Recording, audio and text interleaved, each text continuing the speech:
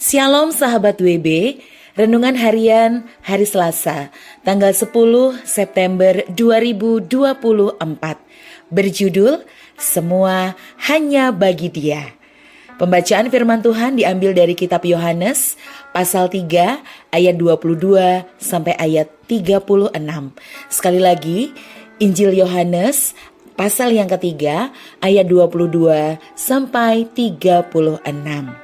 Nah, sebelum kita mendengarkan sabda Tuhan dan merenungkannya, mari kita datang kepada Tuhan dengan berdoa. Bapa dalam surga, kami sungguh bersyukur oleh kasih karunia dan anugerah-Mu saja kami bisa bangun pagi hari ini dalam keadaan sehat, semangat, dan penuh dengan syukur. Terima kasih Tuhan. Dan sebentar kami akan mendengarkan sabda-Mu yang penuh kuasa untuk memberikan kami pengharapan dan juga kasih-Mu sehingga hidup kami dituntun oleh suara Tuhan.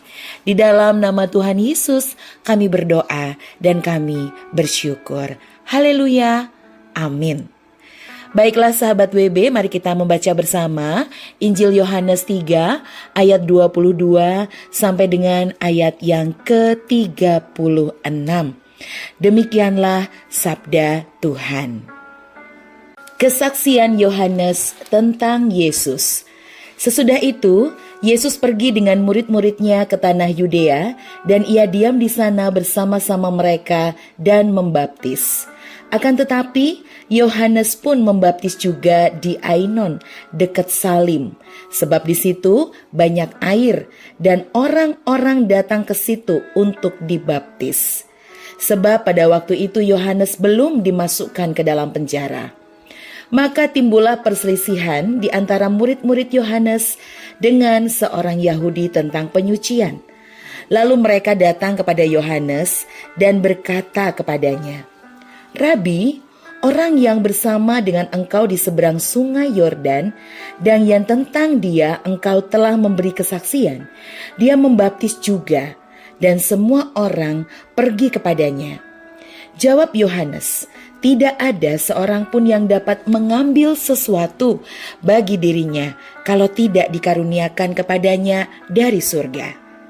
Kamu sendiri dapat memberi kesaksian bahwa aku telah berkata, Aku bukan Mesias, tetapi aku diutus untuk mendahuluinya. Yang empunya mempelai perempuan ialah mempelai laki-laki. Tetapi sahabat mempelai laki-laki yang berdiri dekat dia dan yang mendengarkannya sangat bersuka cita mendengarkan suara mempelai laki-laki itu. Itulah sukacitaku, dan sekarang sukacitaku itu penuh. Ia harus makin besar, tetapi aku harus makin kecil. Siapa yang datang dari atas adalah di atas semuanya. Siapa yang berasal dari bumi, termasuk pada bumi dan berkata-kata dalam bahasa bumi. Siapa yang datang dari surga adalah di atas semuanya. Ia memberi kesaksian tentang apa yang dilihatnya dan yang didengarnya. Tetapi tak seorang pun yang menerima kesaksiannya itu. Siapa yang menerima kesaksiannya itu, ia mengaku bahwa Allah adalah benar. Sebab siapa yang diutus Allah, dialah yang menyampaikan firman Allah. Karena Allah mengaruniakan rohnya dengan tidak terbatas. Bapa mengasihi anak dan telah menyerahkan segala sesuatu kepadanya. Barang siapa percaya kepada anak, ia beroleh hidup yang kekal. Tetapi barang siapa tidak taat kepada anak, ia tidak akan melihat hidup, melainkan murka Allah tetap ada di atasnya. Demikianlah sahabat WB pembacaan dari kitab Yohanes 3 ayat 22 sampai 36. Berbahagialah setiap kita yang mendengarkan sabda Tuhan dan terlebih melakukan dalam kehidupan sehari-hari. Haleluya. Sahabat WB yang dikasihi Tuhan, kita membaca pasal Yohanes 3 ayat 22 sampai ayat 36 tadi. Apa hikmat yang dapat sahabat WB ambil dari bacaan tersebut? Lalu, apa yang menjadi perselisihan di antara murid-murid Yohanes dengan seorang Yahudi dalam pasal tersebut. Sahabat WB dapat membaca ayat 22 sampai 26. Dan apa jawaban Yohanes Pembaptis perihal perselisihan tersebut? Sahabat WB bisa membacanya dalam ayat 27 sampai dengan ayat 36. Sahabat WB, Yohanes Pembaptis pada masa itu juga memiliki cukup banyak pengikut. Banyak orang membandingkan dirinya dengan Yesus.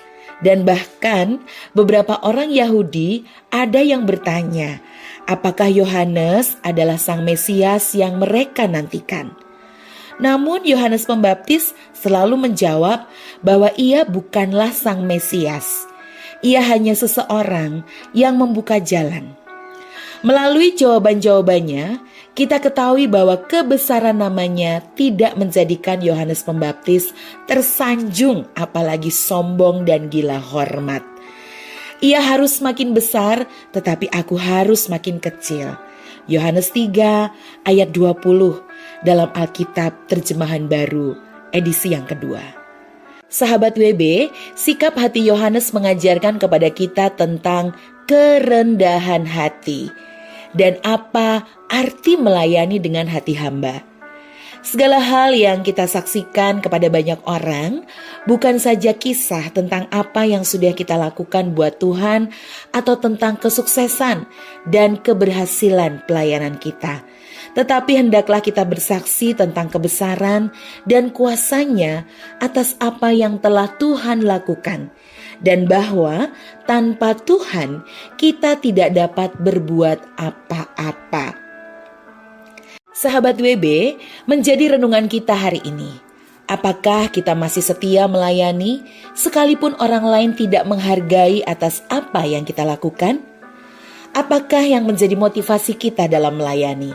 Apakah untuk kepentingan diri, kepentingan orang lain, atau kepentingan Allah? Baiklah, kita sadari bahwa ketika kita melayani Tuhan, hendaknya semuanya untuk memuliakan dan meninggikan namanya saja. Sebelum kita membagikan kepada rekan dalam kelompok pemuritan mengenai berkat yang kita terima dan komitmen kita, mari kita datang kepada Tuhan untuk berdoa. Sungguh kami bersyukur ya Tuhan untuk perenungan hari ini. Kami diingatkan untuk melakukan segala sesuatunya untuk Tuhan. Bahkan semua yang kami lakukan hanya bagi Tuhan. Kami belajar dari sikap hidup Yohanes Pembaptis yang terus memiliki kerendahan hati dan memiliki hati hamba saat melayani Engkau. Demikian juga hidup kami. Di dalam nama Tuhan Yesus, kami berdoa dan siap melakukan firman-Mu dalam hidup kami sehari-hari. Haleluya, amin.